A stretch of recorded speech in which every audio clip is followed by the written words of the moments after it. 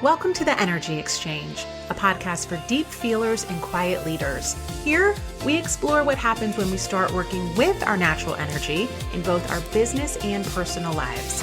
I'm Colleen Wallach. I'm a highly sensitive professional who spent years untangling patterns of overthinking, people-pleasing, and playing small just to feel safe. Now, I help others like me step more fully into their power without losing the superpower of their softness. We don't have to be loud to be seen, and we don't have to push to be powerful. Everything is energy. Let's start this exchange. Welcome into this week's episode of the Energy Exchange. Today, we're talking about something that I've lived and something almost every client I work with wrestles with at some point. That relationship between how deeply you serve and how well you allow yourself to be supported, specifically in the workplace. And when I say supported, guys, I don't just mean money. Money's a big part of it for sure. But I'm also talking about time, capacity, autonomy, emotional safety. And I've been thinking a lot about how many of us learned to equate our value with how much we give, how much we produce, how much we accommodate. And then how uncomfortable it can feel to ask for more support. That tension is what we're unpacking today.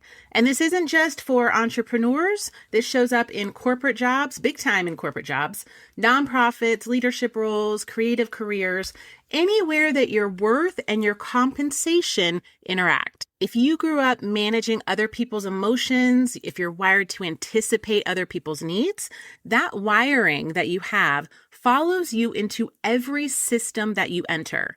For business owners, that can look like undercharging, over-delivering, responding to emails right away because we don't want anyone to think we're not on the case for them, or discounting your services without anyone even asking you to. For employees, that can look like saying yes to extra projects without compensation, staying late to prove your commitment. Maybe you're doing work above your pay grade without advocating for more recognition or acknowledgement for that. And then maybe you're also, I know I certainly did, you're avoiding raise or promotion conversations because maybe we don't like that conflict, right? So whichever category you're in, that wiring can create both undercharging and overfunctioning. And we get into that proving trap. In my first real job, I'm using air quotes here, I think I was making $32K. Like this was the year 2000, so that wasn't crazy low, but for the DC area, that was pretty low. I would go into this just drudgery of a workplace because I didn't know better, right? It was my first real job. 8 to 5. I was still putting in time at night and on the weekends. I wanted to prove myself and to kind of earn my place. And I have this vivid memory of my boss, and this sticks with me to this day. Me walking into the office at 8:10, 8:15, passing him in the hallway, and him dramatically lifting his arm, looking at the watch on his wrist and smirking. I don't even know if he said hello to me. And today I think of that and I go, oh my God, what a hard childhood he must have had to have had that kind of a control issue. But what it reinforced for me at the time was, despite my overworking, no amount of proving myself would satisfy that system. It was just discrediting enough to make me doubt my right to ask for more. When you're wired to overfunction, you assume the answer is more effort. And there's another layer to this. When the work that you love isn't required for your survival, maybe you have a steady paycheck elsewhere, you have dual incomes, retirement income, whatever that is for you, it can get really tricky. And I've lived that too. You know, there was a season when I was fully in the corporate world. That was my stable income. And then there was the side work. So working with other types of clients in the marketing space, writing a book, doing some coaching. Those were things that felt really meaningful, but optional. And when it's just extra income, it's easy to treat it very casually. You don't price it like it needs to support your life, and you don't enforce boundaries around it. And when you treat something like bonus income, you quietly reinforce the belief that it's also bonus value. And over time, you train yourself and other people to expect that level of overgiving. Inside a traditional workplace, that same dynamic happens. A stable paycheck can make you tolerate misalignment. we go, oh, at least I have a secure job. But security without alignment will chip away at your self-worth over time. So let's talk about the icky feeling around asking for more.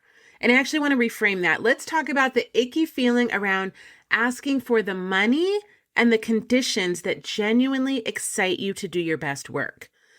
And by conditions, we're talking about workload, flexibility, scope, how people access you, when they can access you. So it's about claiming the resources and structure that let you breathe and also let you perform at your best.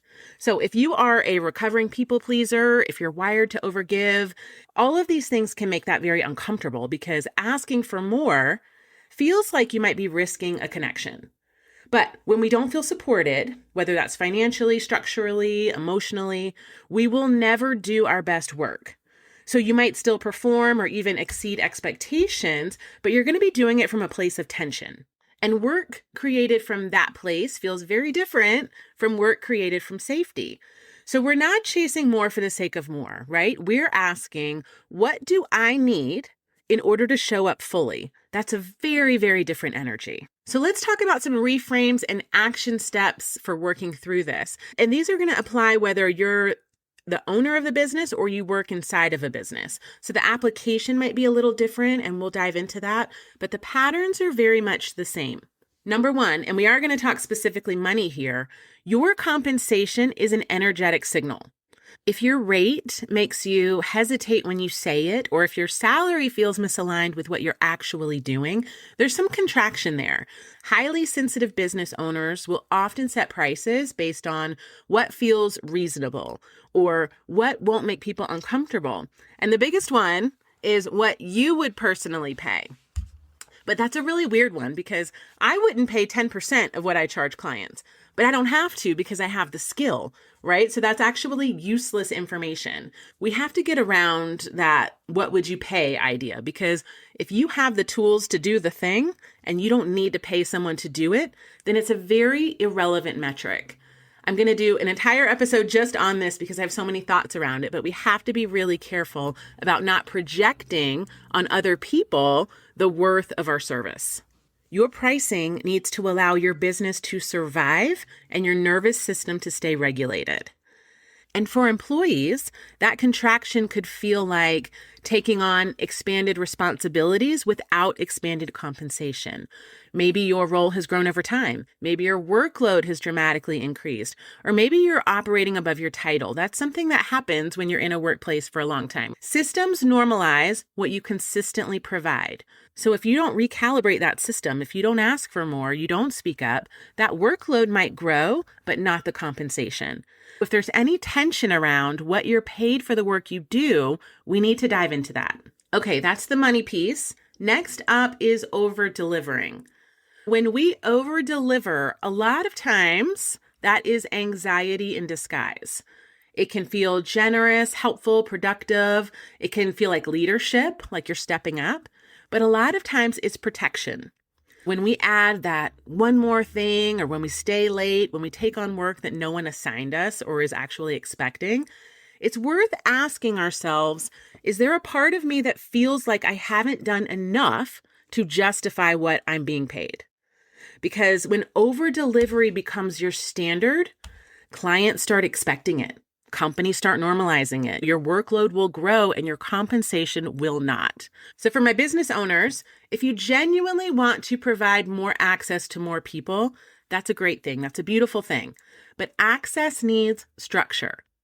You can design your business in a way that serves more people without collapsing your pricing or depleting your energy. So a couple of things I do, instead of lowering your rate and giving people more than they're paying for, consider creating a lighter touch version of your offer. Something that has worked great for me is building out tiered options with a very clearly defined scope. So that puts both myself and my client in a place of mutual agreement about expectations. And it also introduces the idea that more is available, but it's at a higher rate. So it just eliminates a lot of awkwardness and, weird conversations. Another thing that has changed my life in business is setting very clear expectations around my time. I let clients know exactly when they can expect deliverables and how quickly I respond to communication. For me, project turnaround, maybe it's 5 to 7 business days, whatever that is, or email responses happen within 24 hours, Monday through Friday. Having those clear timelines, they calm my nervous system. I'm not panicking if someone emails me and I don't email them back right away. It reduces those urgency spirals, and it can prevent you from feeling like you have to be constantly available to prove your value. So that's business owners. For employees, overfunctioning inside of a company can look a little different. So that might be staying late, taking on extra projects, maybe fixing problems that no one actually assigned to you. And the biggest thing to remember here, and I'm going back to my super corporate days, doing more does not automatically equate to being valued more. And to be very fair, most managers are not malicious. They're not holding things back from you. If you accepted the salary, you're doing the work, you're not expressing any issue or strain, people are going to assume that things are fine. Again, systems will normalize what you consistently provide. So if you're feeling drained by your workload, we need to look at what we're currently doing. Has your role expanded? Are you operating beyond your original scope? What did you agree to when you were hired? And then, can you measure the impact you've made? So track those things. We're going to talk about that in a minute. And then when new responsibilities get added to your plate, it's worth asking your employer, what can shift in my current responsibilities to accommodate this? Like, we don't need to be aggressive about it. We're just managing our capacity, but there needs to be a conversation that this is an extra thing on top of a full workload that I already have. Whether you run the business or work inside of one, if you don't define the container, that container will expand until you do. So we need to get control over what that workload container is. Okay, reframe number 3.